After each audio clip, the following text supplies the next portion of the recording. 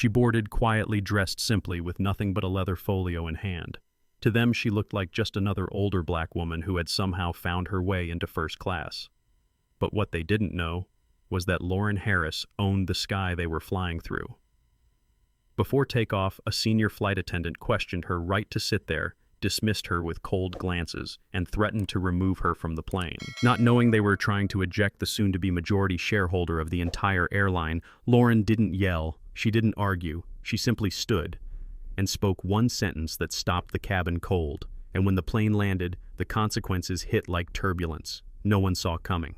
Stay with us and let us know in the comments where you're watching from. If stories like this move you, don't forget to subscribe and turn on the notification bell, because this isn't just a story, it's a turning point. The sun had barely crested over the skyline of Los Angeles when Lauren Harris stepped out of her car at Terminal 5 of LAX. The morning was still and silvery, with a soft breeze lifting the hem of her navy blue trench coat. She walked with unhurried grace beneath the high glass canopy of the departures hall, a single leather folio tucked neatly beneath her arm. At 66, Lauren Harris carried herself with the quiet authority of someone who had weathered decades of boardroom battles and emerged wiser, not hardened. Her soft gray blouse and pressed trousers were chosen with intention, understated, professional, without a single visible brand logo. She believed deeply that true leadership never needed embellishment. Style could make a statement, but substance was the lasting signature. She was a black woman who knew how to move through rooms where people didn't expect her. She had learned long ago to let her presence speak before her credentials ever had to. This morning, however, she wasn't here to be seen. She was here to observe Skybridge. Air had been her latest endeavor, an ambitious acquisition finalized only weeks earlier. Though Lauren was the incoming majority shareholder of the growing airline, few people outside the boardroom knew it. She had insisted her name be kept out of internal memos and press releases for now. She wanted to experience the company through the lens of an ordinary passenger, not as its future owner. Inside the terminal, the usual dance of travel was in full motion. Rolling suitcases, murmured gate announcements, the scent of coffee lingering in the air. Lauren moved steadily through it all, her heels clicking softly against the polished floor. At the check-in counter, a young agent glanced up and offered a polite, rehearsed smile. "Good morning. May I have your name and confirmation, please, Lauren Harris?" she replied evenly, handing over her ID and phone. The agent typed with rhythmic taps, but his brow arched ever so slightly as the name popped onto the screen. He studied her ID for a beat longer than necessary. His smile thinned. "Traveling first class today, Ms. Harris?" he asked, tone-clipped in that subtle way that wasn't quite rude but wasn't welcoming either. "I am," Lauren said, calm and composed. He didn't say more. After a pause, he printed the boarding pass and handed it to her, eyes dropping back to the screen. No fanfare, no acknowledgement, just a transaction. Lauren didn't flinch. She had felt that faint edge before the questioning undertone, the momentary delay, the double check. It had followed her through luxury hotels and elite lounges, whispered behind courteous tones and beneath polished uniforms. She didn't need to name it. She simply filed it away, not with bitterness, but with awareness. As she made her way toward security, she let herself feel a small thrill. Today was about more than travel. It was a test of culture, her company's culture. Every gesture, every tone, every seat assignment would speak volumes about what kind of environment Skybridge had cultivated. She passed through security swiftly and arrived at the gate just as pre-boarding was called. Her ticket read 2A, window seat first class. She took a moment to smooth the front of her jacket and exhaled. This wasn't just a flight, this was an observation. This was a beginning. Lauren stepped onto the aircraft with a calm, silent breath. The cabin lighting bathed the first-class section in a golden glow, warm against the soft grays and deep blues of the leather seats. The air smelled faintly of citrus and fresh upholstery. It was the kind of setting meant to relax and impress, but Lauren didn't come to be impressed. She came to observe. She made her way to seat 3A, a window spot near the front bulkhead, and placed her leather folio gently on the seat before removing her coat. Passengers were still trickling in behind her. She folded her coat with care and slipped into her seat. Shoulders, upright posture, elegant but not stiff. She leaned slightly to the side to glance out the window at the ramp crew moving with purpose below. "Good morning, ma'am," came a soft, welcoming voice. Lauren turned to see a young flight attendant with kind eyes and a warm, approachable smile. His name tag read, James. He leaned slightly forward. Can I offer you something before we take off? Water juice, orange juice, please. No ice. Coming right up, James said with a smile that felt genuine, not forced. Lauren nodded with appreciation. She made a mental note, courteous, present, unobtrusive. Exactly what first class should feel like. But then another presence entered the cabin, a different energy altogether. The heels came first, sharp and deliberate against the floor. Then the voice professional, clear but clipped. Excuse me, ma'am. Lauren looked up again. This time at a woman perhaps in her mid-40s, tall, composed with a flawlessly ironed uniform and a name tag that read Carla Monroe. Her blonde hair was twisted into a tight, polished bun. Her smile didn't quite reach her eyes. I'll need to see your boarding pass again, please, Carla said, tilting her head slightly. Lauren blinked. Of course, she said with quiet grace. She reached into her purse and retrieved her phone. A few swipes later, she held up her digital boarding pass. Carla leaned in, squinting at the screen longer than necessary as though searching for something that didn't add up. 3A, she murmured, brows tight. Just verifying. Lauren gave a polite nod. Of course. Carla straightened her smile, frozen in place. Thank you, she said, but her tone had dropped a few degrees colder. She turned and moved down the aisle without another word. Lauren watched her go, then turned back toward the window. She said nothing aloud, but inside something quiet stirred. It wasn't the first time she'd felt that chill, subtle, dressed up in the language of procedure. She had encountered it in five-star hotels, at elite conferences, even in investment meetings where she was the only black woman at the table. Her skin wasn't a novelty, but to some it still seemed like a puzzle piece that didn't fit the picture they had in mind. Still, Lauren didn't flinch. She didn't sigh. She didn't give Carla Monroe the satisfaction of visible offense. Instead, she folded her hands over her folio and breathed in slowly, her composure like steel wrapped in velvet. James returned with her orange juice and offered a sheepish smile as though he had noticed the exchange but wasn't quite sure what to do with it. Lauren took the glass with a graceful nod. Thank you, she said. And then without missing a beat, she turned her gaze once again to the window. The plane hadn't left the ground yet, but the pressure in the cabin had already shifted. The gentle chime of the seatbelt sign switching off signaled the beginning of in-flight service. Lauren Harris sat poised in seat 3A, hands folded over the leather folio resting on her lap. She glanced around the cabin, her gaze steady, observant, noticing how the other first-class passengers relaxed into their routines. Newspapers rustled. Tablets glowed. A faint murmur of conversation floated through the air like soft static. James, the junior flight attendant, passed by with a quiet nod and warm smile, his demeanor consistently respectful. He carried himself with the careful attentiveness of someone who was still new enough to care deeply, but practiced enough to move efficiently. A few minutes later, Carla Monroe reappeared pushing a meal cart of gleaming china and polished silver. She stopped at row 1, her voice melodic and cheerful as she chatted with the elderly white gentleman in seat 1A. You'll love the salmon today. It's fresh from the coast, she said brightly, placing his tray with an almost theatrical flourish. Then to the woman in 2C, still sparkling water, Ms. Adams. Of course I remember from last time, Lauren observed quietly. Expression, unreadable. When Carla reached her row, the brightness vanished from her face. Without a greeting or eye contact, Carla placed a tray before Lauren with a muted thud. The sound felt louder than it was deliberate in its lack of grace. Chicken or beef? She asked, voice tight and professional, stripped of all previous charm. I'll have the chicken, please, Lauren replied calmly. Carla didn't answer. She simply reached down, slid the plate of rosemary chicken, roasted carrots, and couscous onto the tray table and moved on without a word. Lauren glanced at the arrangement. Nothing was missing, technically.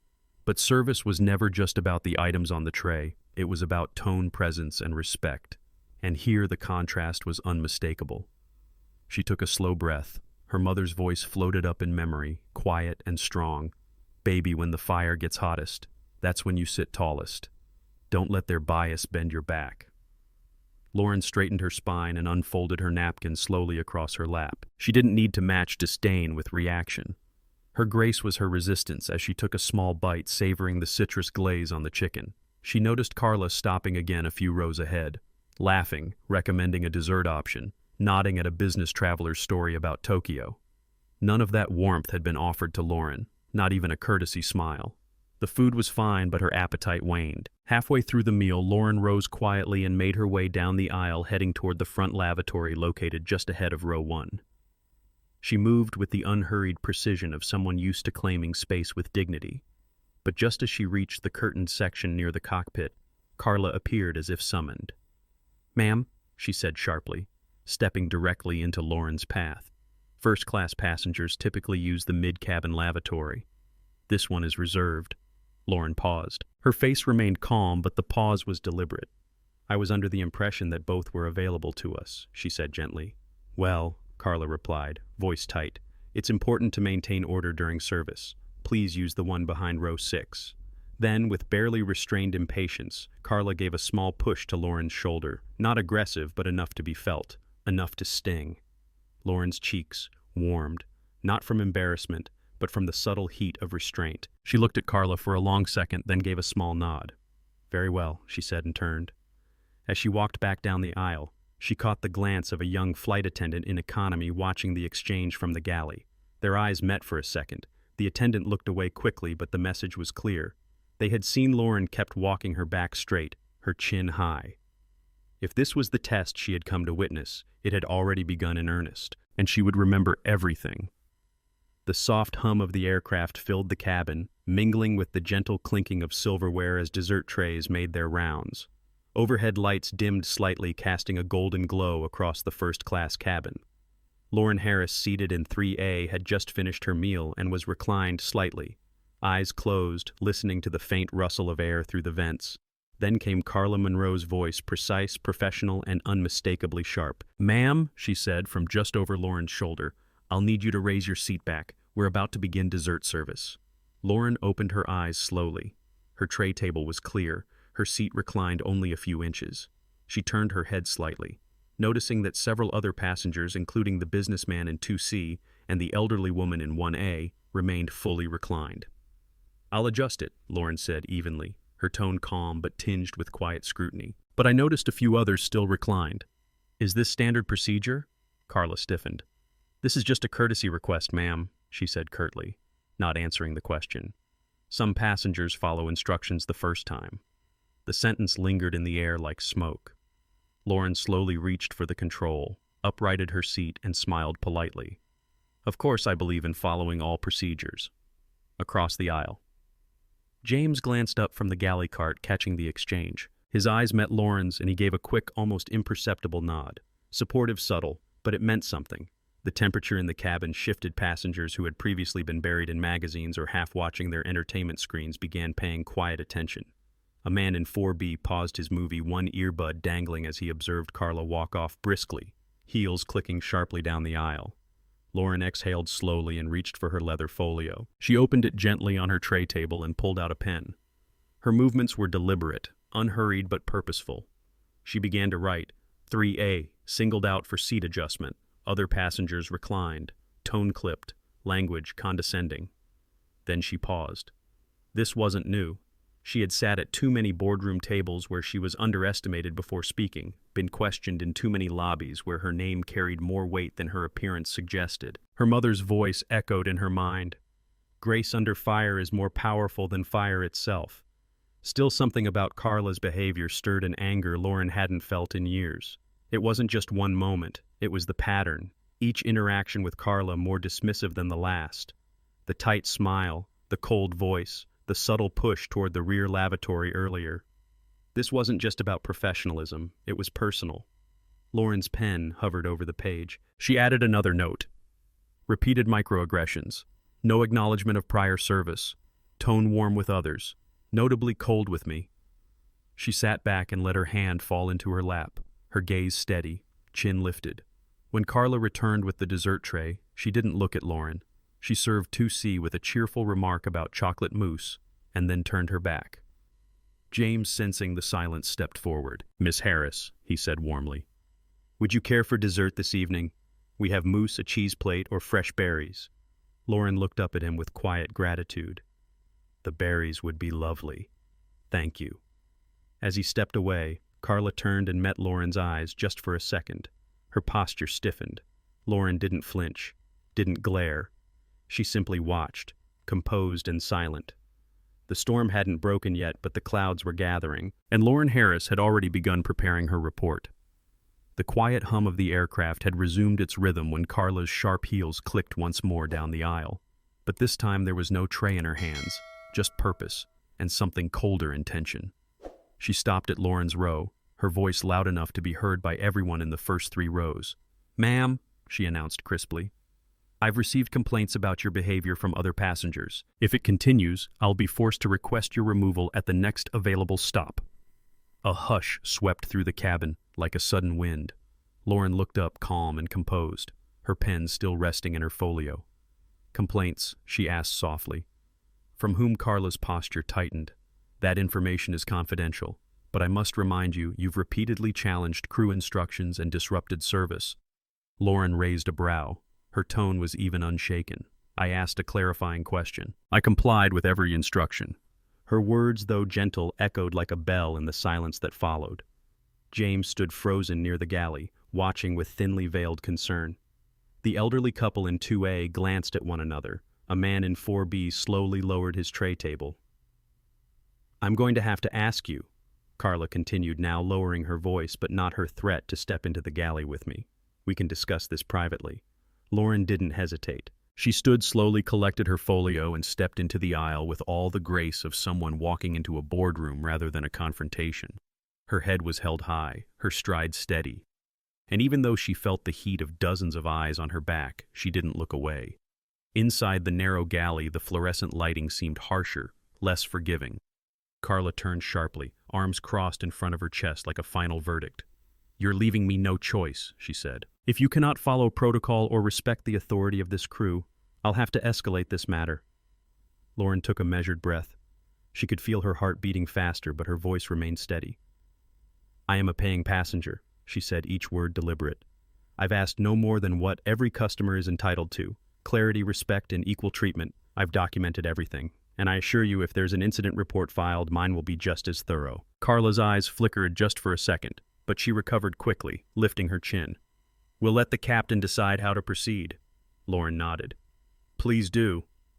There was no shouting, no dramatic gestures, just 2 women standing inches apart in a narrow space, both aware that this moment was now larger than either of them.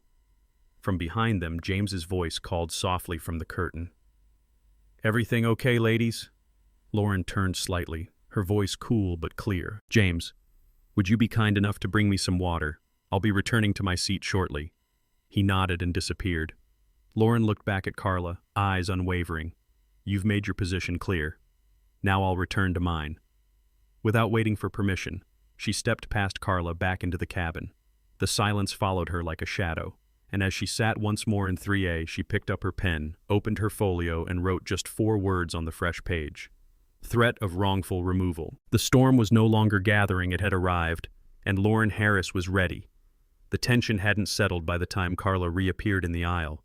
Her presence, once commanding, now felt forced, like someone trying to reassert control over a room that had already slipped away. She smoothed her uniform with a practiced hand, her lips drawn into a thin, resolute line. Lauren sat upright in 3A, her folio closed but still resting on her lap. Around her, passengers whispered quietly, their eyes darting between Carla and the poised black woman who had yet to raise her voice. "Ma'am," Carla said, her voice louder now, firm, practiced, and brittle. "This is your final notice. Please collect your belongings. The captain has been notified, and you will be escorted off the plane upon landing." Lauren didn't flinch. Instead, she rose with slow grace and faced the aisle. Her gaze swept briefly over the silent passengers, then settled on Carla. "I believe," Lauren began, her voice clear and steady, "that it's time we clarify something." Carla blinked. "Excuse me.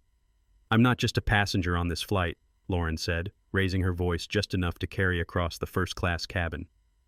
"My name is Lauren Harris. I am the incoming majority shareholder of Skybridge Air." A stunned hush swept through the cabin like a wave hitting glass. Carla took a half step back. "What?" Lauren didn't repeat herself. Instead, she reached calmly into her folio, pulled out her phone, and tapped through her email. She turned the screen toward Carla, the glow revealing a formal thread subject line: Board Transition Confirmation. The signatures were unmistakable. The Skybridge logo, the timestamp. The list of executives I boarded this flight under my own name. Lauren continued, turning now so the other passengers could hear her. I wanted to see how our airline treats people when they believe no one's watching. When they think someone like me doesn't belong here. Murmurs rippled across the cabin. A businessman in 2C let out a quiet, "Oh my God." The elderly woman in 4A covered her mouth with one hand. James, the junior flight attendant, stood frozen at the galley curtain, his eyes wide with realization. Carla's face drained of color. "I never meant," she stammered, but Lauren held up a hand. "No, you did mean it. Every tone, every glance, every humiliating instruction. I said nothing because I wanted to see how far this would go." Lauren's eyes didn't waver. "And now we all have." James stepped forward slowly, a look of remorse and admiration crossing his face. "Miss Harris," he said quietly, "if there's anything you need." "Thank you, James," Lauren replied, her voice softening slightly. "You've been one of the few bright spots in this flight." She looked back at Carla, whose posture had wilted. Gone was the authoritative hostess. What remained was a woman suddenly stripped of power and facing consequences she hadn't imagined. "Sit down," Lauren said gently but firmly. "We'll all be landing shortly. I suggest you use the time to reflect." Then she returned to her seat. Around her the cabin was still. No one moved, no one spoke, but the energy had changed. Not from confrontation, from revelation. For the first time all flight, everyone now saw Lauren Harris for who she truly was. Not just a passenger, not just a woman of quiet dignity, but the future of Skybridge Air. And no one, not even Carla Monroe, could take that seat from her again. The hum of descent vibrated softly through the cabin walls, signaling the approach into Atlanta's Hartsfield-Jackson Airport. But for the passengers of Skybridge Air Flight 227, the true descent had already happened, 30,000 feet above the truth. Lauren Harris sat quietly in seat 3A, her hands resting loosely over her folded folio. Outside the window, the morning sun sliced through scattered clouds, casting golden slants across her calm, resolute face. No one spoke to her directly, but the mood around her had changed. Passengers glanced in her direction, not with suspicion or detachment, but with quiet respect. The man who had earlier pulled down his newspaper gave her a gentle nod. The elderly woman across the aisle offered a small, sincere smile, her eyes slightly misty. Even the silence in the cabin felt different, no longer heavy with judgment, but hushed with awareness. James, the junior attendant, moved down the aisle one last time with the landing checklist in hand. When he reached Lauren's row, he leaned in discreetly and whispered, "We're with you, Miss Harris. I'm truly sorry for what you went through." Lauren nodded once her expression composed. "Thank you, James. Your kindness mattered more than you know." At the front of the cabin, Carla Monroe stood stiffly near the galley door. Her usually flawless posture now seemed brittle like porcelain balancing on a tightrope. Her hands twisted behind her back. Her face, once flushed with assertion, had drained to a pale shade of pink. She stared straight ahead, not daring to meet anyone's eyes, not Lauren's, not the passengers, not even James's. The landing gear thumped into place beneath them, and the aircraft touched down with a soft lurch. A polite ripple of claps emerged from the economy cabin behind them, as was customary. But in first class there was no applause, just a lingering stillness.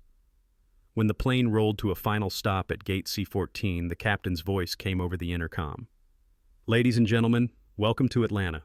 We'd like to thank you for choosing Skybridge Air today. Please remain seated while we ensure a smooth and orderly deplaning process.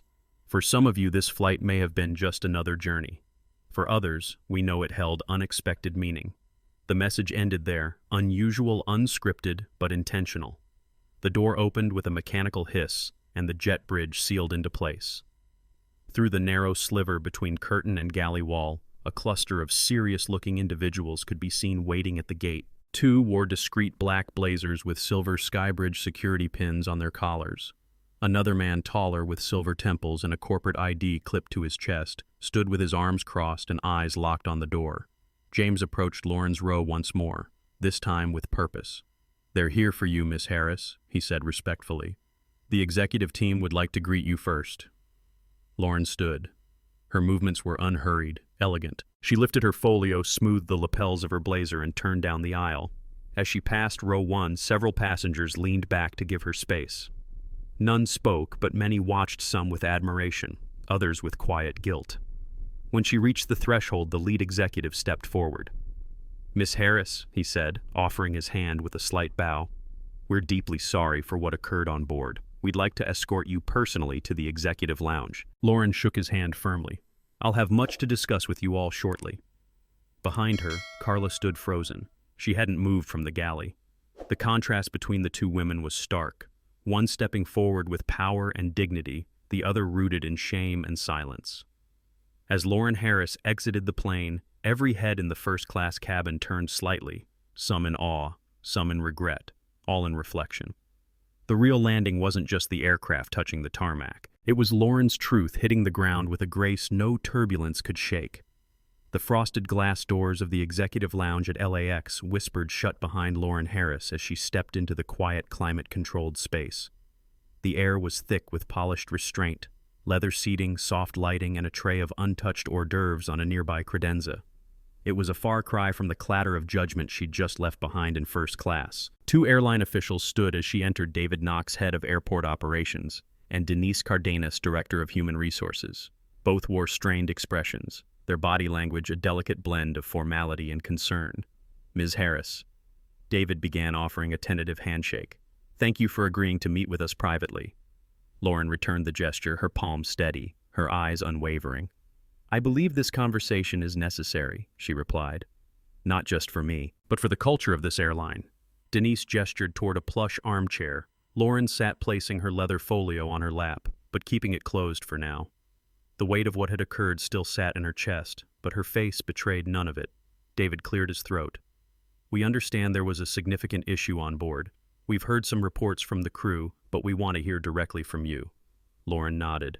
And then, with measured clarity, she began. She walked them through every detail: Carla's icy tone at boarding, the second demand for her boarding pass, the passive-aggressive meal service, the humiliating redirection to the rear lavatory. She outlined how other passengers had remained undisturbed, reclined, relaxed, while she alone was singled out. Her voice was calm, but her words were sharp. When she described the moment Carla threatened her removal just before Lauren revealed her identity, Denise visibly flinched. David looked down, scribbling notes furiously. A gentle knock sounded at the door. An assistant stepped in and whispered to Denise. "She's here." Denise nodded. "Bring her in."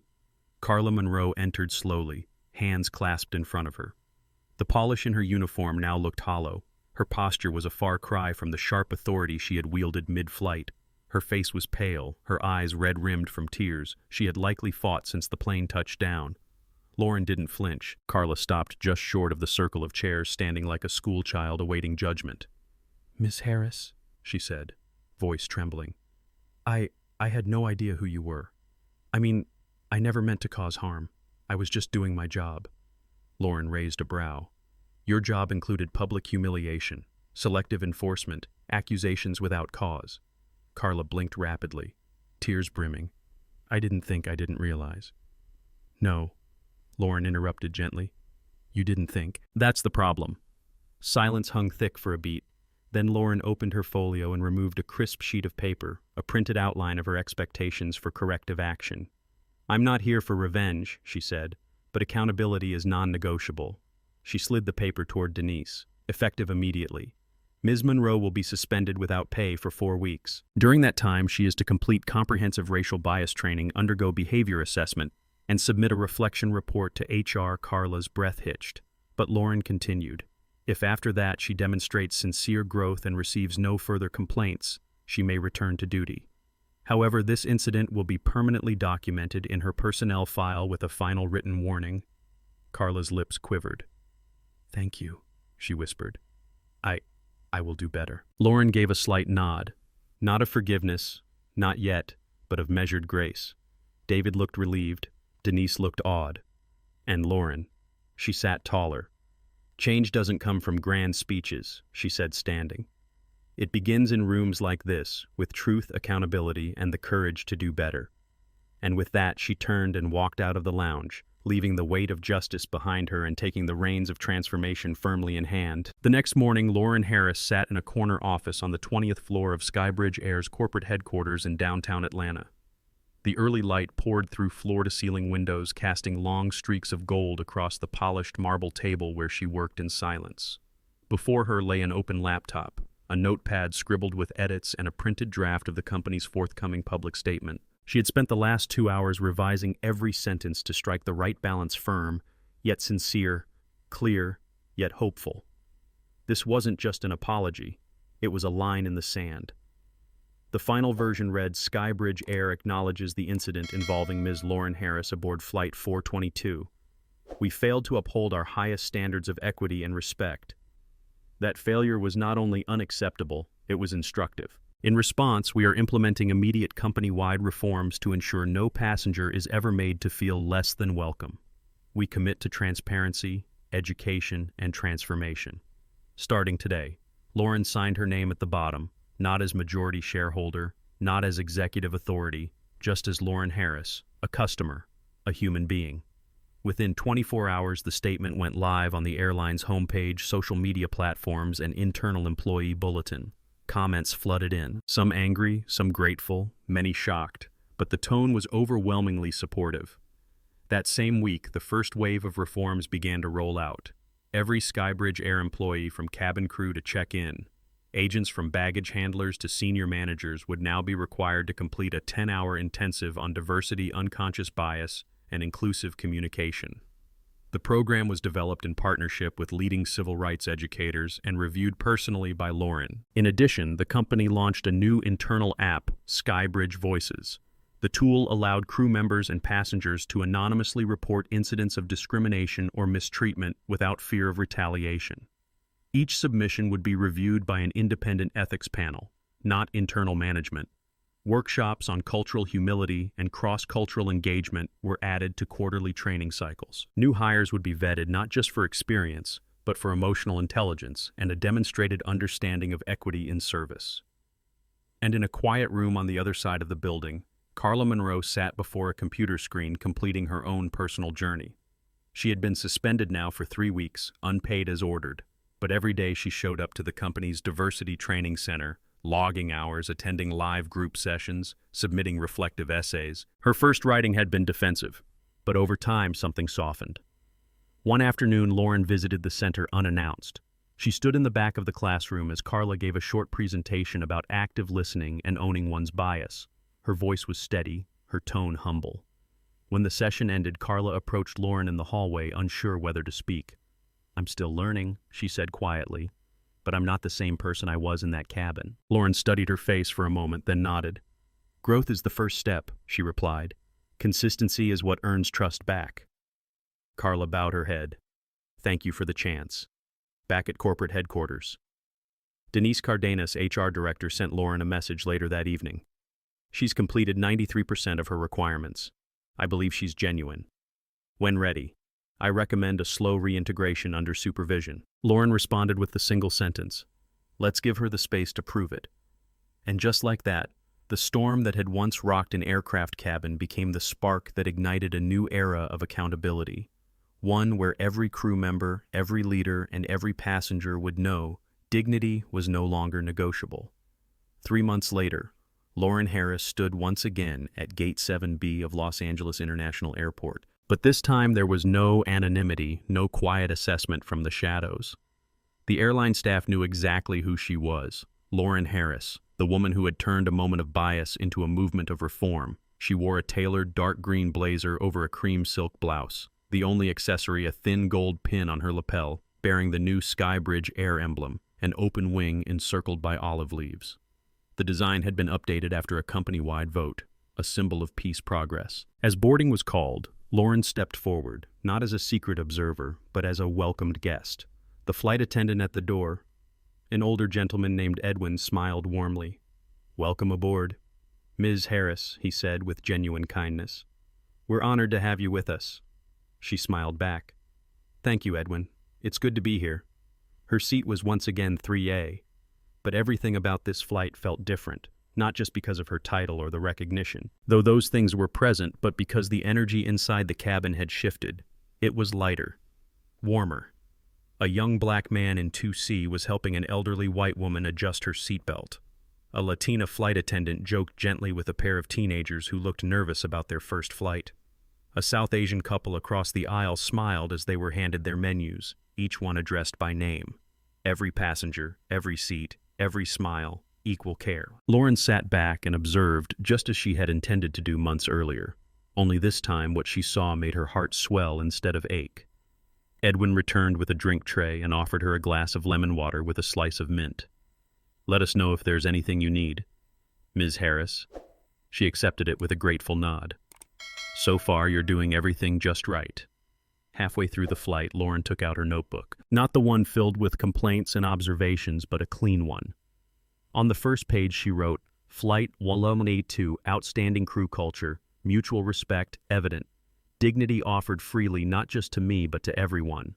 She glanced around the cabin again. A few seats back, a young girl with cornrows was chatting with a smiling attendant about becoming a pilot one day. The kind of dream that once felt out of reach now felt almost expected. Lauren leaned back into her seat, sipped her drink, and looked out the window. The clouds below stretched like a sea of cotton. Soft, endless. The kind of view that once comforted her during the loneliest business trips.